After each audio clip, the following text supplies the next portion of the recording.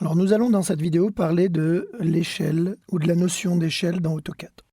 Alors nous allons mesurer ici la profondeur de cette armoire.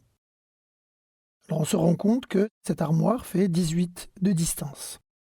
Alors 18, on peut se poser la question de savoir en quelle unité nous avons travaillé. Alors il se trouve que 18 ça ne peut pas être des centimètres, ça ne peut pas être des mètres non plus, donc on va partir du principe que ces 18 sont des pouces. Alors on sait que 1 pouce c'est 2 cm 54, donc on va multiplier la totalité de ce plan-là, on va lui changer d'échelle et le facteur d'échelle ça va être 2,54.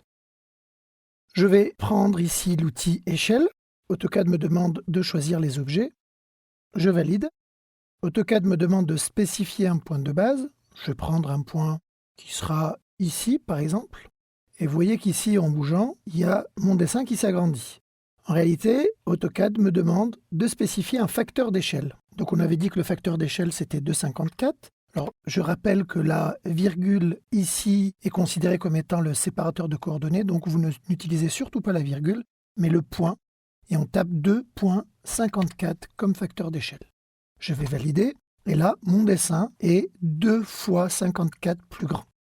Je vais maintenant mesurer la profondeur de mon armoire, et là, j'ai une armoire qui fait 45 cm de profondeur. Et on est sur quelque chose de plus cohérent. Si je mesure mon fauteuil ici, j'ai un fauteuil qui fait 60 de large, donc on est bien sur quelque chose de plus cohérent.